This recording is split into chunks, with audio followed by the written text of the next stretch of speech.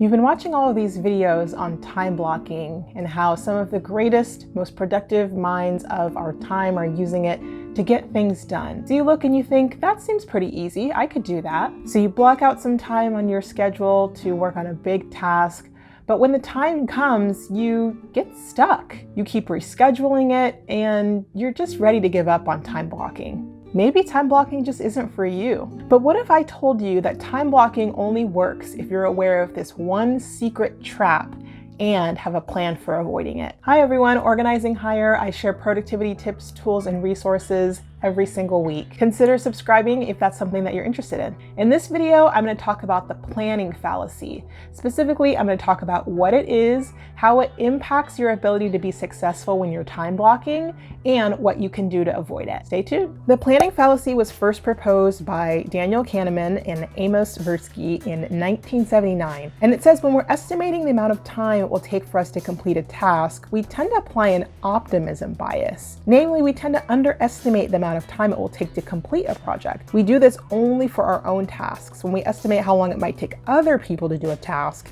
we tend to have a pessimism bias and overestimate the amount of time it will take them to complete a task. Because no one can do this as good as I can. I'm sure you have plenty of examples of things where you thought it would take you a certain amount of time to do something and you were way off. That's the planning fallacy at play. When we're time blocking, this optimism bias can get in the way and cause us to underestimate how much time we need to block off for a task. That leads to us constantly rescheduling things when we run out of time or inevitably don't get the task completed. So now that we know about the trap of the planning fallacy, how do we overcome it? The answer is to use an implementation intention. Implementation intentions are specific statements about how, when, and where you're going to do something. I first heard about this concept in James Clear's book, Atomic Habits, which I highly recommend if you haven't read it, and it talks about how it applies to habit formation. The formula for setting an implementation intention is really very simple.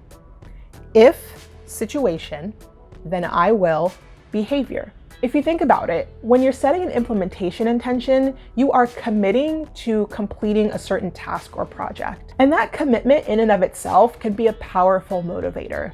We don't really like to let ourselves down or break commitments. Also, when you have an intention, you're less likely to succumb to distractions, or if you do, you're more likely to get back on track more quickly. An implementation intention can also be helpful in helping you develop a plan for what you're going to do when, not if, you encounter a distraction. So when you're ready to put time on your calendar, first set an implementation intention both for completing the task and for how you're going to handle distractions.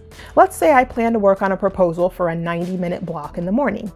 I can set an implementation intention that says, if it is tomorrow at 9 a.m., then I will complete a first draft of my proposal while I'm at my computer. One of the most powerful parts of doing an implementation intention is you have to get really clear and specific on what you're actually trying to achieve. What are you going to do during that time block? Sometimes people will put a time block on their calendar that just says work on report. And the vagueness of that can sometimes be a repellent or deter you from even starting on the task.